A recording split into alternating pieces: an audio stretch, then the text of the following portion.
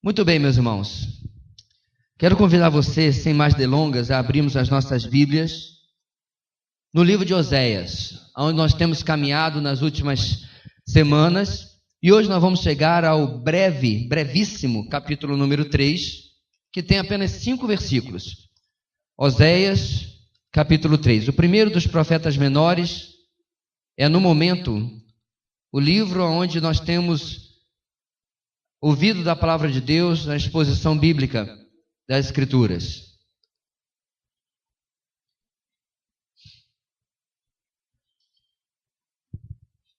Oséias, capítulo 3.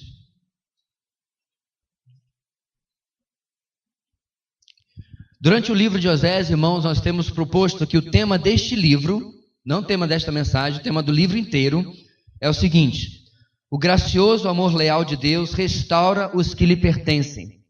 O gracioso amor leal de Deus restaura os que lhe pertencem.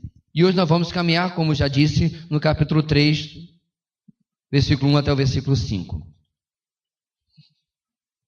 Diz assim a palavra do Senhor, podemos ler juntos? Estamos a postos?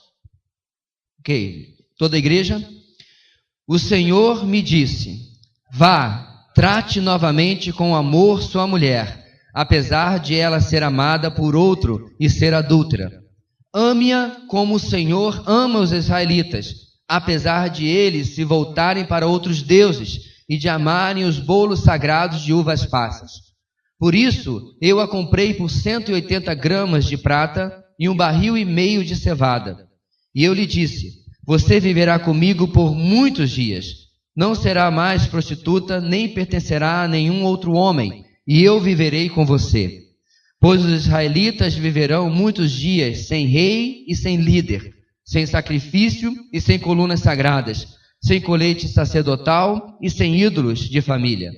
Depois disso, os israelitas voltarão e buscarão o Senhor, o seu Deus, e Davi, seu rei. Virão tremendo atrás do Senhor e das suas bênçãos nos últimos dias.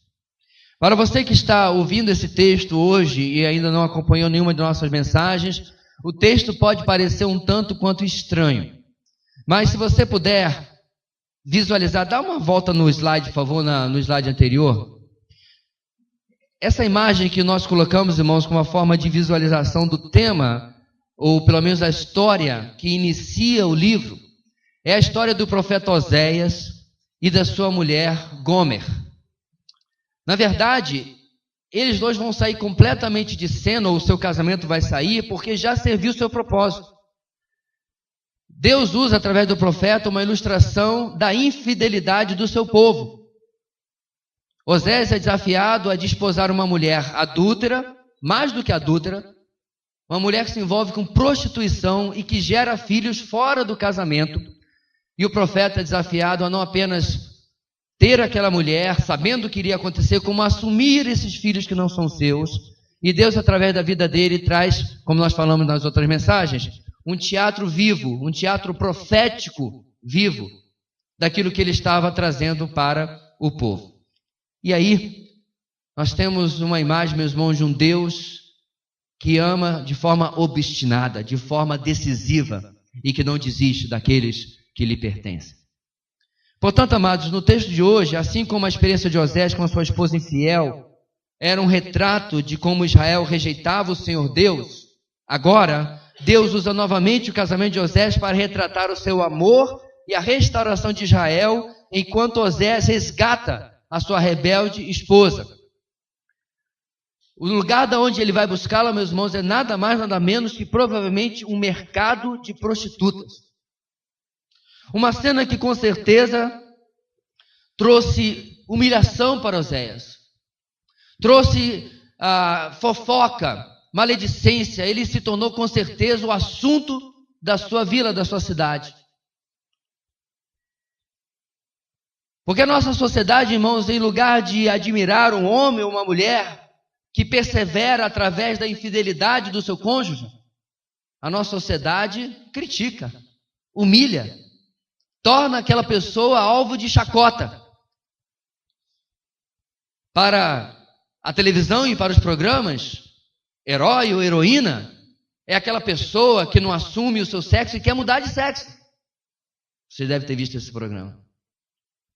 Para a nossa sociedade, herói e heroína é aquele que vence um reality show na TV.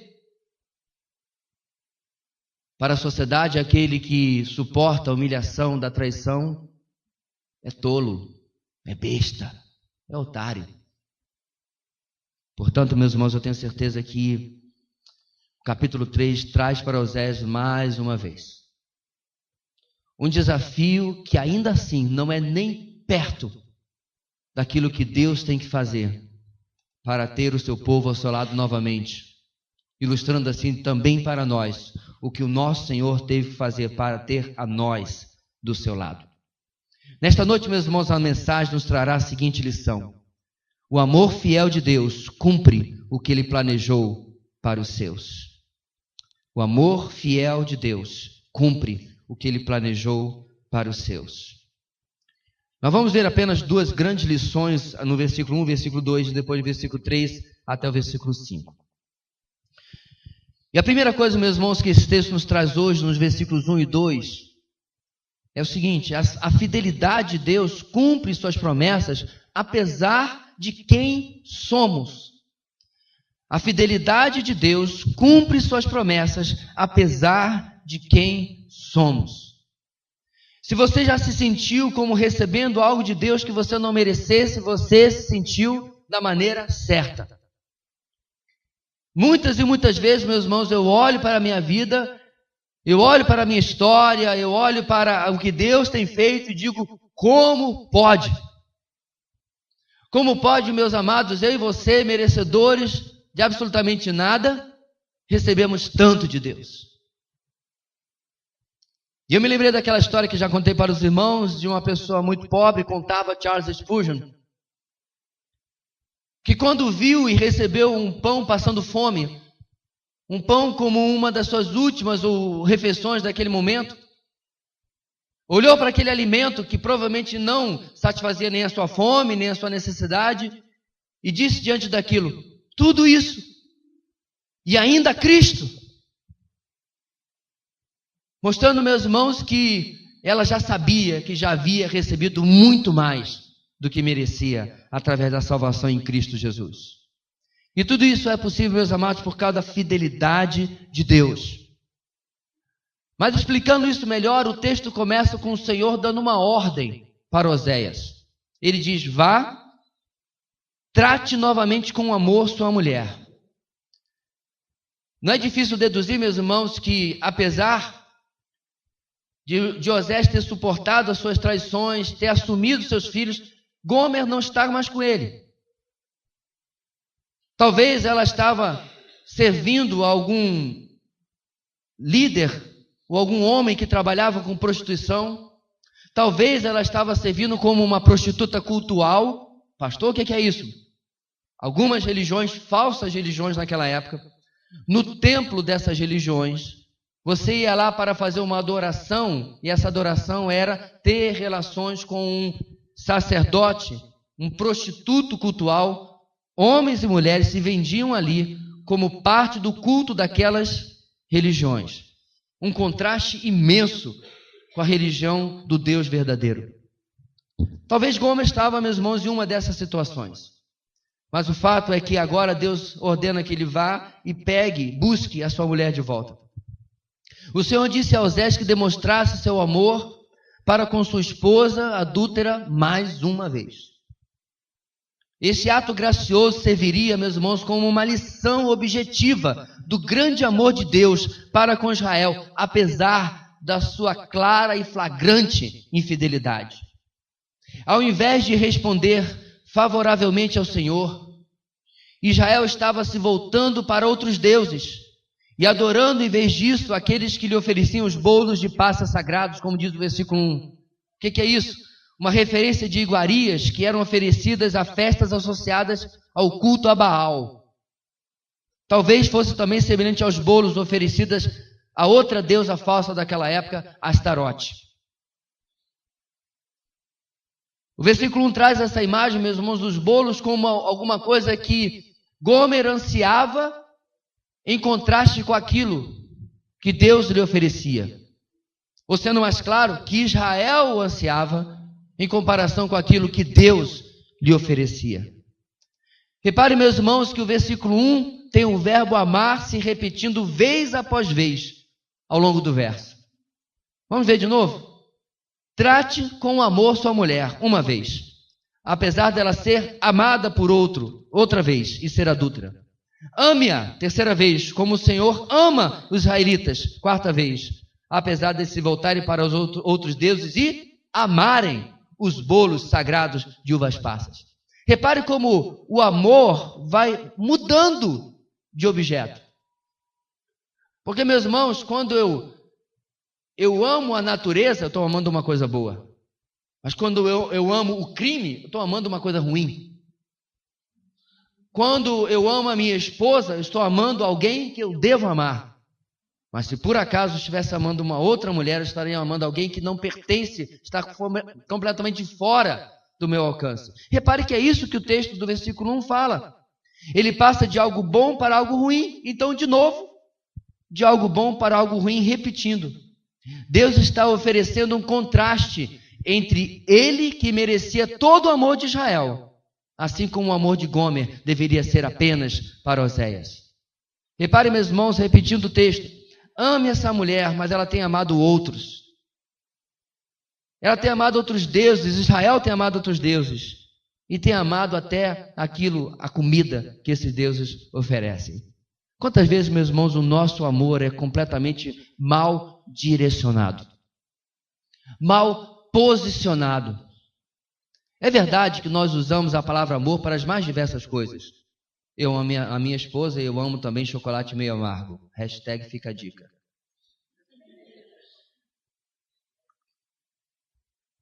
Nós amamos esse estilo de música, amamos aquele estilo de filme. Mas amamos os nossos filhos, amamos nossos pais. Será que muitas vezes, meus irmãos, eu não estou trocando um amor superior, sublime, um amor ao meu Deus? Aquele que diz, Paulo, que nos amou primeiro. Aquele que diz, Jesus, em Apocalipse, vocês abandonaram o primeiro amor. Um amor, meus amados, incomparável. Um amor tão importante que eu digo aos solteiros: case com alguém que ame a Deus mais do que essa pessoa ama a você. O dia que seu esposo ou sua esposa, ou noivo ou noiva, tentando ser romântico, falar assim, eu lhe amo mais do que qualquer coisa no universo, se diz, epa, seja mais claro no que você está falando. Deus é a cláusula de exceção.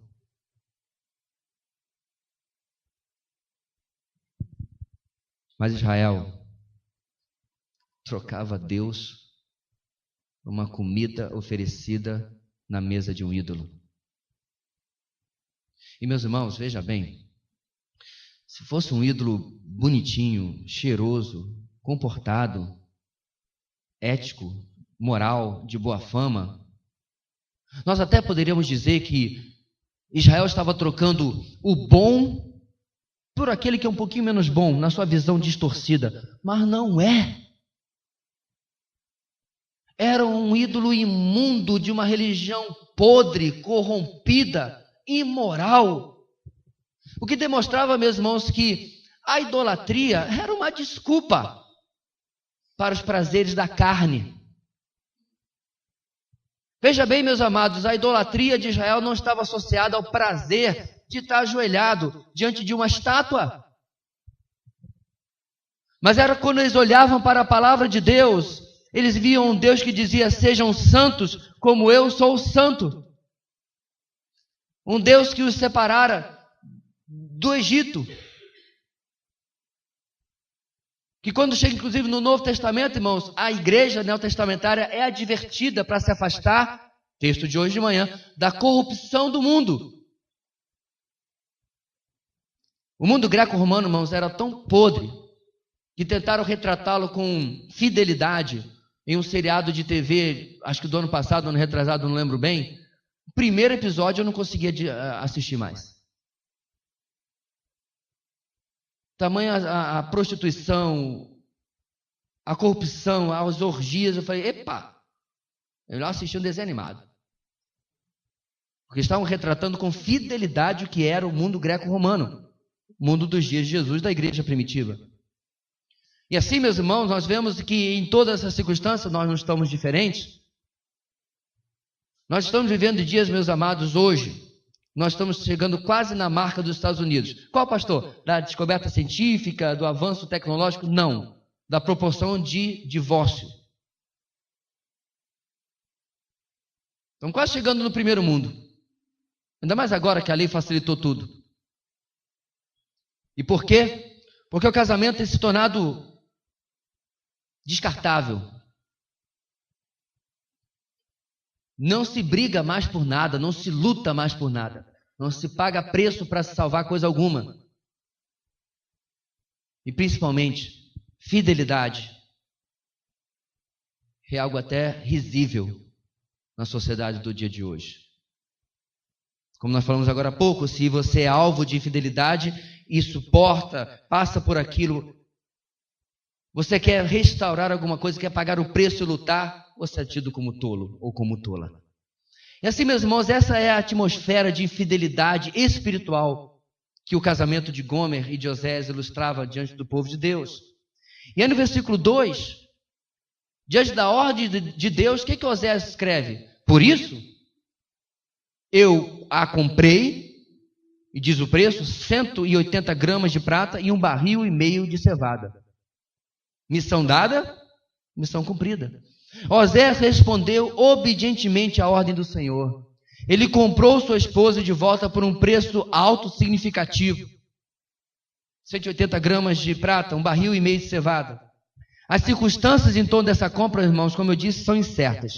Se Osés já havia se divorciado legalmente de Gomer, não se sabe. Ela pode ter se tornado uma prostituta do templo ou talvez até a propriedade de alguém que a empregou como uma concubina ou a contratou como prostituta, não se sabe. A frase apenas diz que ela está sendo amada por outro, que ela era propriedade de outro.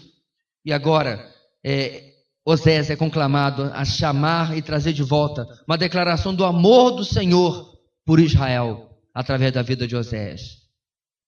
Assim, meus irmãos, encontramos um cenário difícil de não nos surpreender. O Deus que teria todo o direito de rejeitar o seu povo, insiste de forma obstinada em amar.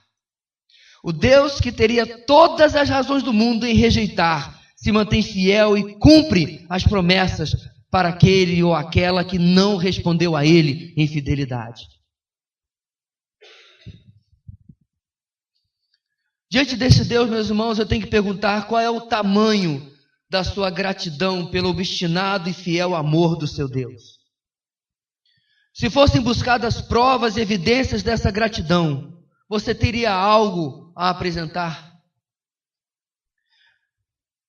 A gratidão ao Senhor se traduz em uma vida de relacionamento com Ele, ou você é apenas, como dissemos em outra mensagem, um usuário das suas bênçãos? Deus é aquele que você visita no domingo? Ou Deus é aquele com quem você anda durante a semana?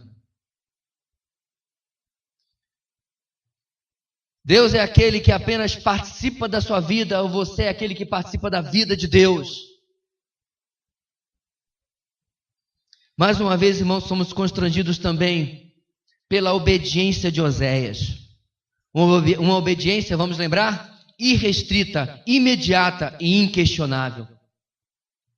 Irrestrita, imediata e inquestionável. Tal como fomos desafiados, irmãos, há 15 dias atrás na nossa primeira mensagem. Será que mudou alguma coisa na nossa vida desde então? Ouvimos a primeira vez no capítulo 1 sobre a obediência de Oséias. Estamos ouvindo agora no capítulo 3 novamente. Perceba, meus irmãos, que ao meu ver agora o desafio de Oséias aumentou. Ele passou da série A para a série B. Ou desculpe, ao contrário, da série B para a série A. Ele mudou de nível. Porque quando ele obedeceu a primeira vez, ele ainda não havia experimentado a dor da traição, não havia ainda experimentado tudo o que iria acontecer.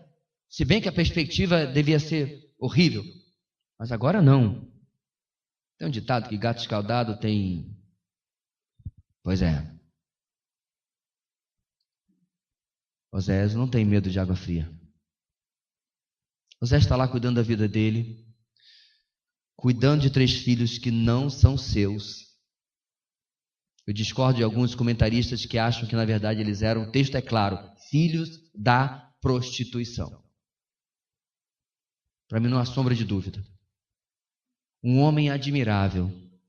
Ele poderia, meus irmãos, humanamente falando, virar-se para Deus e dizer: Senhor, tu não achas que eu já fiz o suficiente?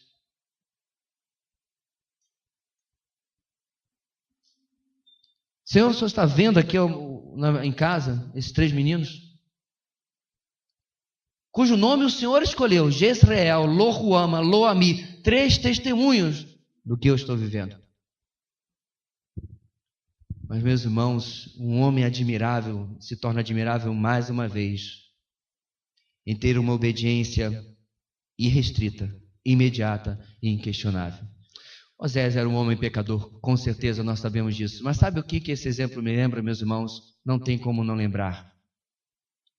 Aquele que, diante da necessidade minha e sua, diante da condenação eterna minha e sua, em Filipenses capítulo 2 diz que, recebendo a ordem de Deus Pai de qual seria o plano de salvação, teve também uma obediência irrestrita, imediata e inquestionável. O Senhor Jesus, que se torna carne para resgatar um homem rebelde, um homem pecador, impuro. Estou me referindo a mim. Creio que você sabe que a você também. E ele obedece sem pestanejar a Deus Pai. E faz, meus irmãos, 1 quatrilhão de vezes algo muito mais profundo, difícil do que Osés faz nesse texto. Portanto, se você acha que Osés talvez não seja inspiração suficiente para a sua dedicação, para a sua gratidão, para a sua obediência, nós temos aí em Jesus um exemplo ainda mais contundente.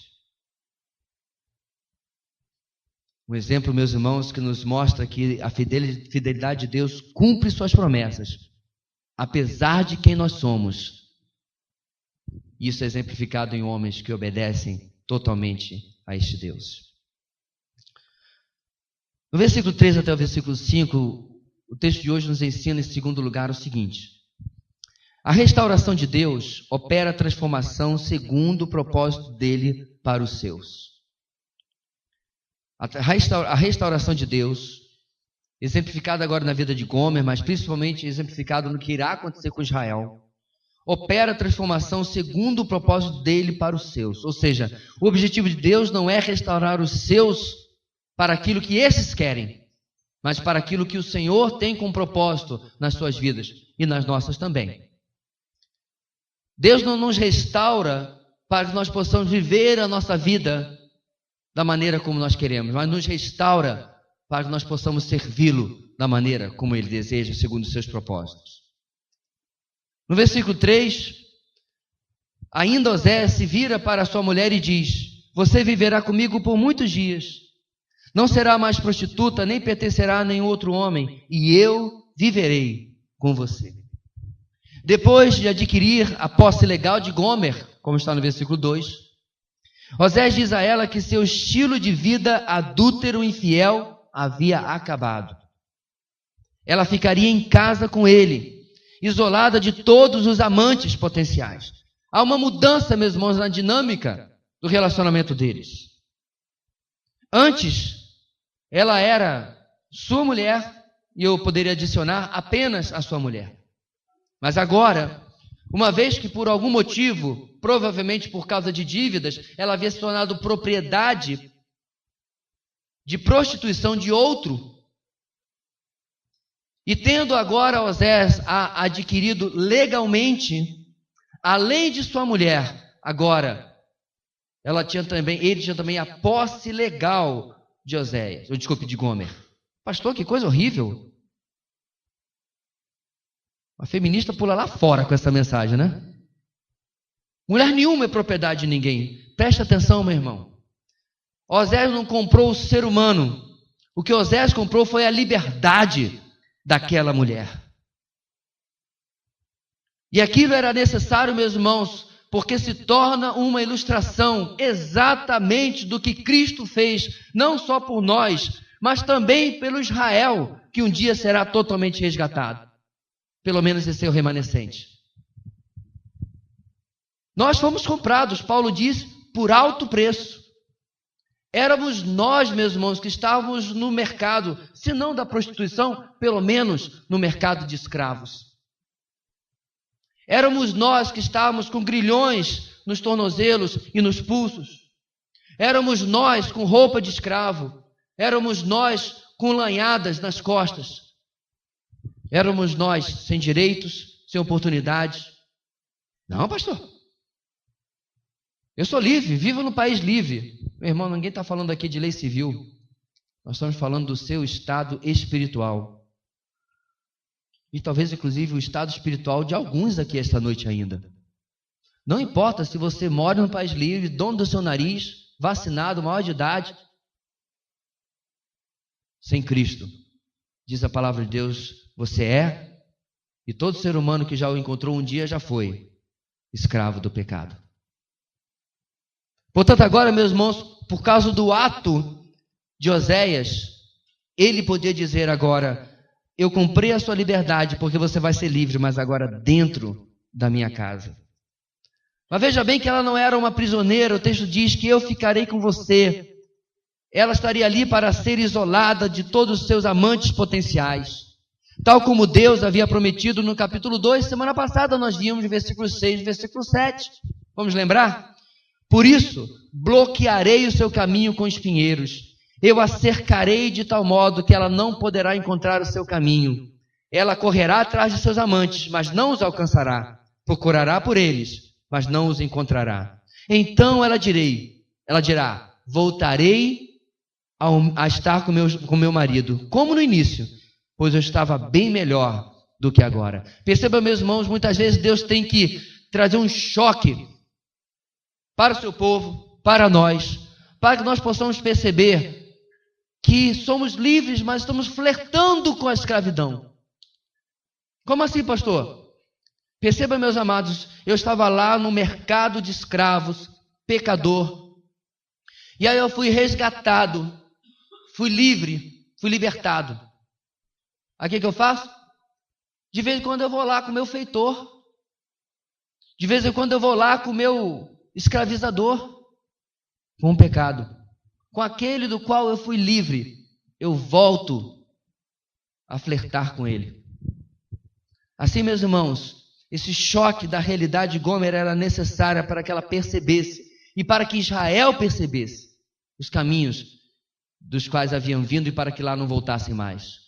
O verso 3 ainda fala da dedicação exclusiva que haveria entre Osés e Gomer, tal como era de se esperar que houvesse entre o Senhor Deus e o seu povo Israel.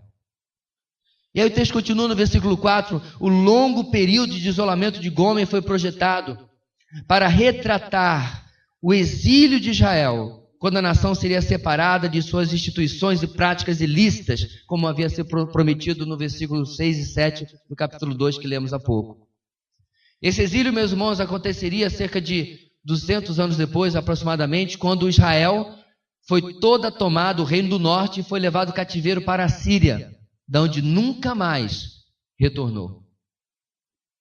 Quando chega nos dias de Jesus, o território que um dia havia sido de Israel é conhecido como Samaria. Uma terra de gente mista, misturada. Alguns israelitas que foram deixados, outros povos que foram trazidos, mas não mais. O povo de Deus ali habitava.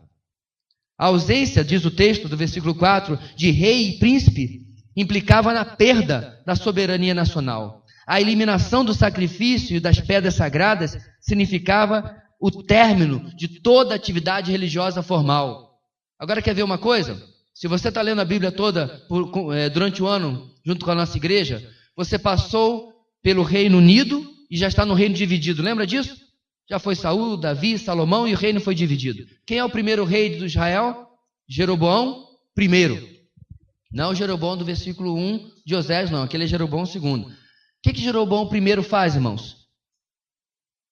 O povo começa a sair de Israel e ir para Jerusalém para adorar no templo.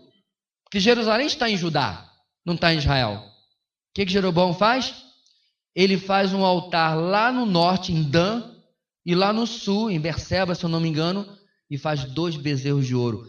O cabra não aprendeu nada da história de Israel. Diz um ditado que aquele que não conhece a própria história está fadado a cometer os mesmos erros. E veja bem, meus irmãos, o pecado de Jeroboão foi tão sério que quando os reis de Israel que vêm depois dele se corrompem, nenhum serve ao Senhor.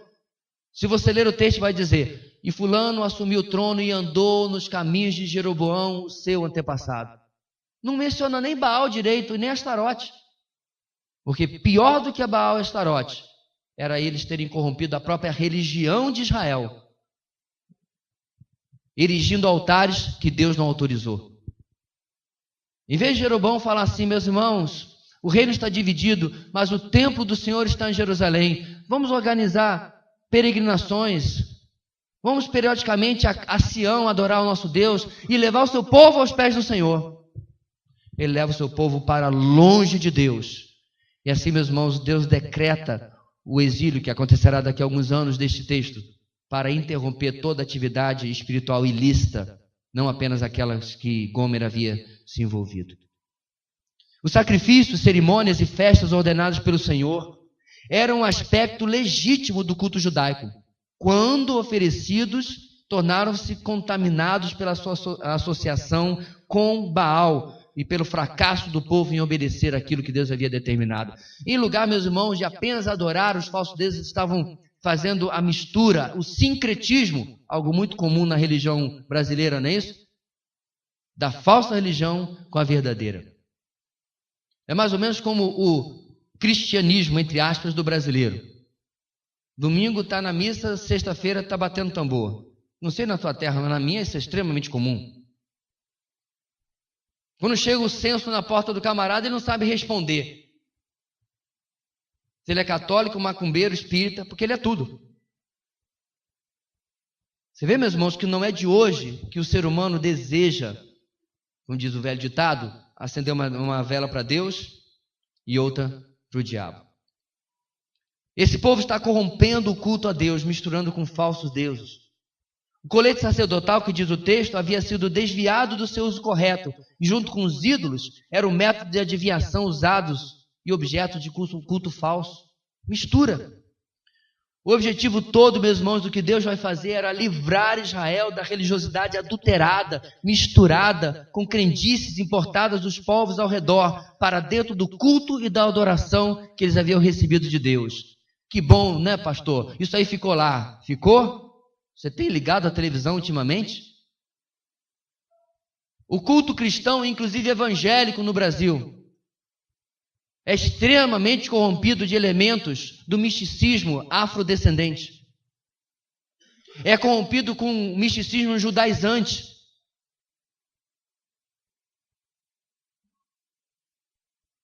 Debaixo da roupagem, meu irmão, de espiritualidade, de atos proféticos, que não tem de profético nada. Um monte de coisa que não tem base na palavra de Deus é levado para dentro da igreja do Senhor. Igreja é a proclamação da palavra, adoração, oração, comunhão, serviço. Acabou. Batiza-se as pessoas, celebra-se a ceia, servimos uns aos outros e ao mundo. Mas como, meus irmãos, nós vivemos em dias de espetáculo, as pessoas não acham isso suficiente. Alguém mandou um vídeo essa semana, supostamente de uma igreja, e eu demorei um tempão para descobrir se era igreja ou se era um centro de macumba ou uma seita judaica. Porque tinha de tudo. Tinha os camaradas com uma saia, que já é um tanto quanto estranho, se você não é escocês.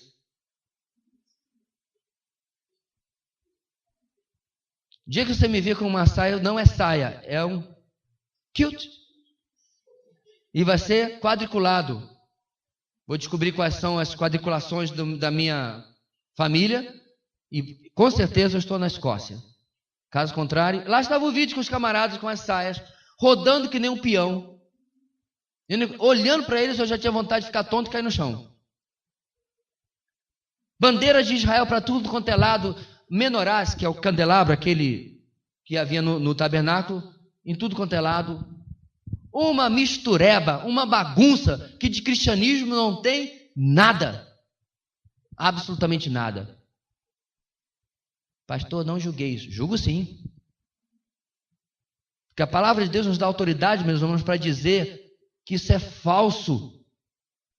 Que isso não tem nada a ver com o cristianismo. Não produz transformação, não proclama o evangelho, não há cruz, não há graça. Não tem Deus. Você vê, meus irmãos, o povo continua repetindo os mesmos pecados de 2.700 anos atrás. Muda as pessoas, muda os participantes, muda os nomes, muda os elementos, mas a mistura do culto puro de Deus com algo que não presta continua acontecendo. No último versículo, meus irmãos, o texto diz: depois disso, graças a Deus por Osés, meus irmãos, que via de regra ele termina com a nota de consolo. Depois disso, os israelitas voltarão e buscarão o Senhor, o seu Deus, e Davi, seu rei. Virão tremendo atrás do Senhor e das suas bênçãos nos últimos dias. O que o versículo 5 nos fala? Após o período, irmãos, de isolamento de Israel, o cativeiro, ela se arrependerá, ou ele, Israel, se arrependerá e buscará o Senhor em vez de deuses falsos. Israel também reconhecerá a autoridade da monarquia davídica, que rejeitou na época de Jeroboão I, como nós vimos inclusive na nossa mensagem do dia 21 de maio, em 2 Reis capítulo 12. 1 Reis, desculpe. A nação se aproximará do Senhor, com um senso saudável de medo, virão tremendo atrás do Senhor. Irmãos, tremer diante de Deus é bom. Temor não é algo ruim. Temor, é bom que em nossa língua nós temos duas palavras. Em inglês tem uma só. Fear. Mas o fear of the Lord, o temor do Senhor, é diferente de medo do Senhor. Eu tenho medo do bandido, eu tenho medo do homem mau, eu tenho medo de um acidente. Mas de Deus, dos meus pais, das minhas autoridades, eu tenho temor, respeito, reverência, submissão. Então, meus irmãos, olha o contraste, uma nação que havia se portado com rebeldia, com despeito,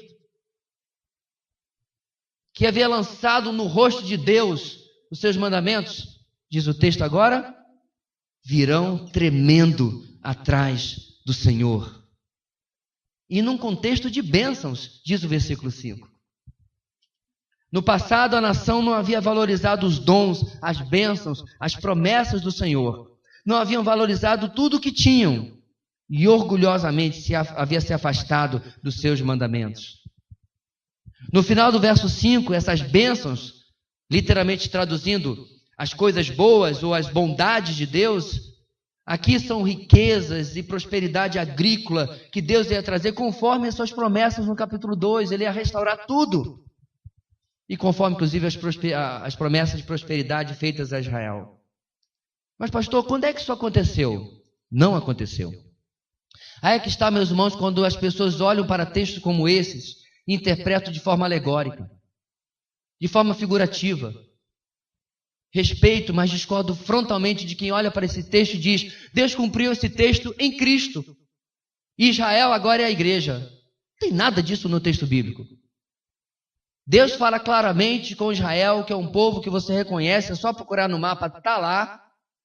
E fala claramente de promessas que vão se acontecer e ainda completa, está no final do seu texto, nos últimos dias.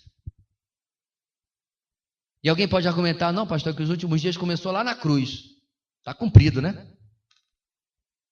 Quando é que isso vai acontecer, irmãos? A frase de conclusão nos últimos dias foi usada pelos profetas do século VIII a.C. como uma expressão para o tempo da restauração de Israel, predita por Moisés. Predita também por Isaías capítulo 2, versículo 2. Nos últimos dias, o monte do templo do Senhor será estabelecido como principal, será elevado acima das colinas, e todas as nações correrão para ele. Miqueias capítulo 4, versículo 1 e 2. Nos últimos dias acontecerá que o monte do templo do Senhor será estabelecido como principal entre os montes, e se elevará acima das colinas, e os povos a ele acorrerão. Muitas nações virão dizendo: venham, subamos ao monte do Senhor, ao templo do Deus de Jacó. Ele nos ensinará os seus caminhos, para que andemos em suas veredas. Pois a lei virá de Sião e a palavra do Senhor de Jerusalém. Meus irmãos, como nós vimos agora há pouco, no nosso momento de ofertório, que cantamos o cântico, ou desculpe, o hino, da chamada de Deus, do arrebatamento, um dia o Senhor voltará sim. Ele voltará para julgar a terra. Mas após o seu julgamento, que a Bíblia chama de tribulação, 7 anos terríveis, onde milhões e milhões e milhões de pessoas morrerão. Pessoas que deram as costas a Deus, que rejeitaram a mensagem do Evangelho. O Senhor Jesus voltará em glória e estabelecerá na terra o seu reino, que Apocalipse nos deixa garantido que durará 1000 anos e haverá paz por toda a terra. Nesses dias se cumprirá o texto que nós vimos hoje no versículo 5 de Oséias capítulo 3, Isaías capítulo 2 e Miqueias capítulo 4. Porque em nenhum momento, meus irmãos, na história da humanidade, nós vimos ainda cumprido o que Deus prometeu para Israel. Quando nós falamos de Israel, ninguém está falando do país político em si, mas de um remanescente que se voltará ainda para o Messias, e desse remanescente Deus cumprirá e restaurará Israel e cumprirá suas promessas que havia feito. O que essa segunda parte, meus irmãos, fala à nossa vida ainda? Como você avaliaria a exclusividade de Deus em sua vida? Seus alvos e desejos, suas aspirações e planos, seu amor e devoção têm Deus como alvo? Ou é Ele apenas um meio para os seus fins? Será que você encara, como Gomer e Israel haviam sido isolados, os isolamentos em sua vida? Ou seja, Deus lhe cercando, lhe disciplinando, como um meio de Deus lhe abençoar ou um meio de Deus lhe desagradar? Será que você encara, meu irmão, que Deus, quando age dessa maneira, Ele quer produzir na sua vida a transformação, a mudança que às vezes são necessárias porque você não está percebendo? Ou se percebe, não está dando as costas para o mal que está acontecendo na sua vida? Qual tem sido a sua reação àquilo que Deus tem trazido como disciplina na sua vida? Eu conversava com uma irmã, provavelmente vai ouvir essa mensagem porque ela acompanha, que tem passado por lutas terríveis. E eu disse para essa irmã: minha irmã, uma coisa eu tenho absoluta certeza, eu não vou lhe dizer o que, porque eu não sou profeta nem filho de profeta, mas Deus tem um objetivo certo, claro, para realizar essa cerca, esse isolamento, essa disciplina na sua vida. Não é necessariamente porque a pessoa está passando em pecado, mas porque existe algo na vida daquela pessoa que Deus quer realizar. E o que ela tinha antes, ou que o estado em que ela estava antes, lhe impedia de perceber o que Deus estava fazendo. Pois bem, quando Deus assim age em nossas vidas, nós damos boas-vindas ao que Deus faz?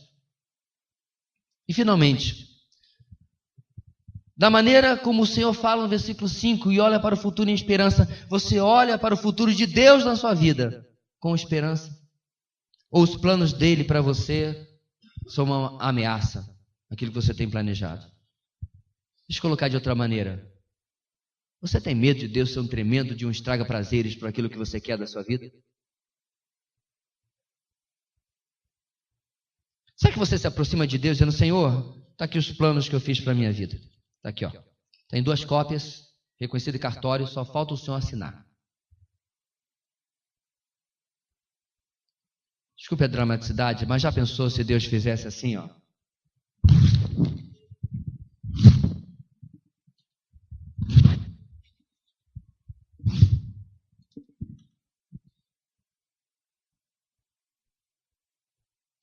Posso lhe dar 1000 testemunhos aqui de quantas pessoas Deus já fez exatamente isso.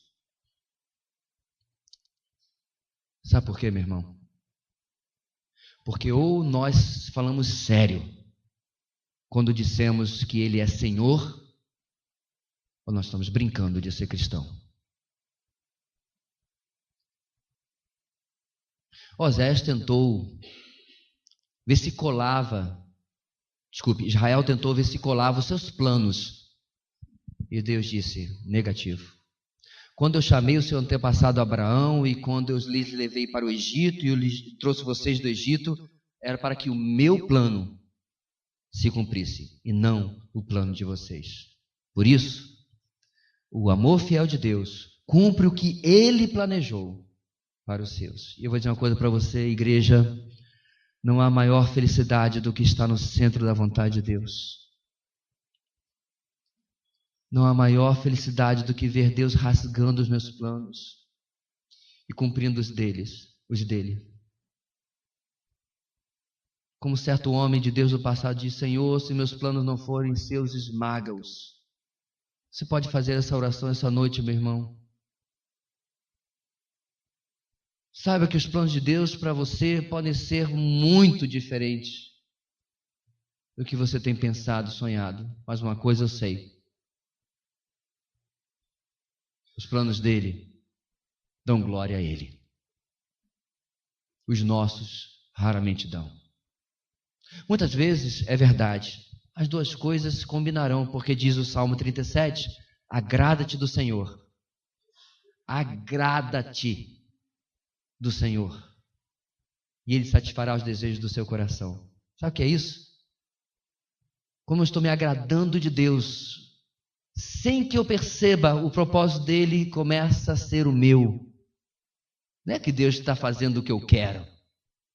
É que Ele está fazendo o que Ele sempre quis. E pelo seu amor, pela sua suavidade, pelo seu carinho, Ele transformou o meu querer no querer dEle. Porque eu me agradei. Esse é o versículo 4. Aí vem o versículo 5.